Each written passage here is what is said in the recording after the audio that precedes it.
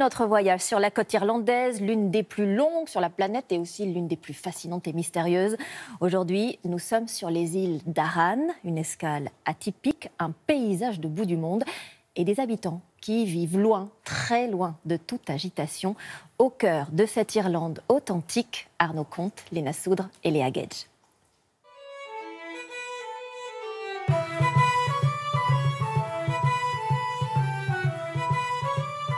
Après avoir traversé le Connemara, visité les falaises de Moher, nous mettons le cap aujourd'hui sur les îles d'Arran.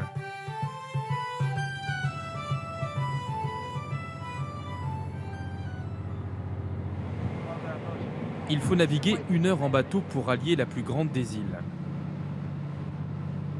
L'archipel en compte 3, avec ses plages de sable fin et ses eaux turquoises, qui n'ont pas grand-chose à envier aux Caraïbes. C'est ce que soutient en tout cas le capitaine de la traversée, enchanté de faire découvrir ce petit caillou rocheux aux airs de paradis préservé, où seuls les piétons sont autorisés à débarquer. On pense qu'il y a déjà assez de monde comme ça avec les touristes qui viennent. Alors si vous amenez des voitures en plus, ça va juste être saturé. Et les îles d'Arran tiennent à leur tranquillité. Les habitants y ont presque toujours vécu en quasi-autarcie. Alimentés en eau courante en 1960, reliés au réseau électrique en 1975. Les Celtes l'ont investi il y a plus de 5000 ans. L'archipel a depuis conservé ses vestiges préhistoriques et ses traditions ancestrales. Une terre aride et calcaire, où jadis les pierres étaient cassées à la main pour faire une place à la terre, puis empilées pour ériger des murs entre les parcelles qui composent aujourd'hui ce paysage si singulier.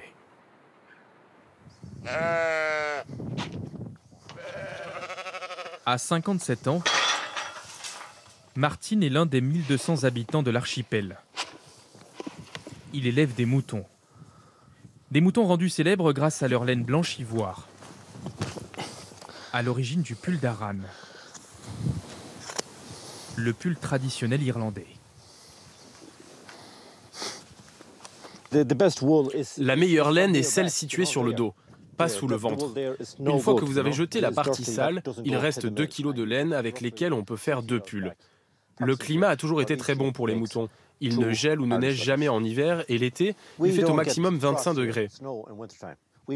C'est un climat très bon pour la laine, car il y a peu de variations.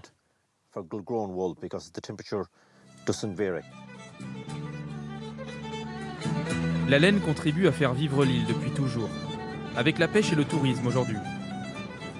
Dans chaque maison, autrefois, les familles tissaient leurs propres pulls avec leurs propres motifs, pour pouvoir notamment identifier les corps des pêcheurs qui périssaient en mer.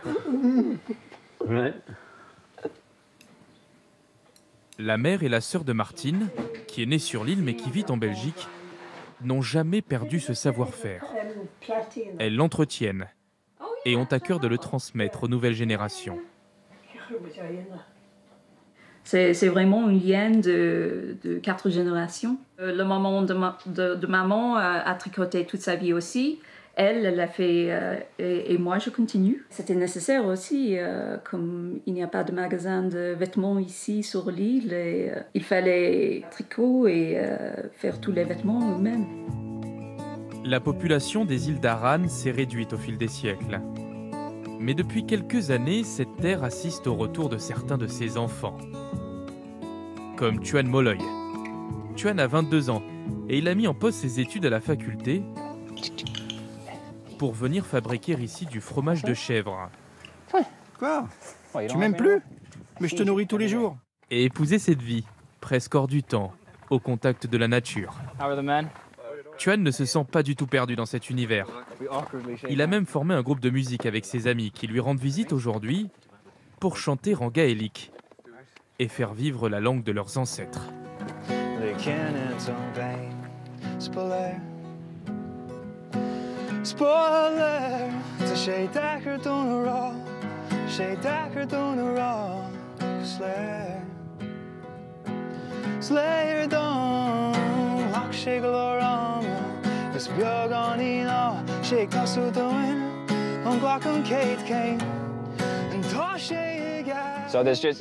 C'est une langue très vieille qu'on est en train de redécouvrir depuis l'indépendance de l'Irlande, qui a eu lieu juste avant la Seconde Guerre mondiale.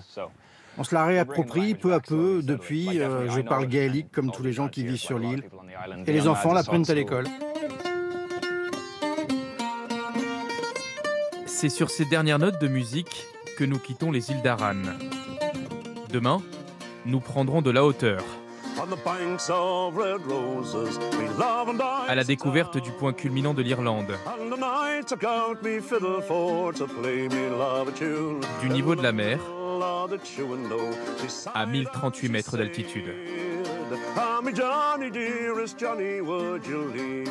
Et la suite effectivement de ce voyage demain. Ainsi se termine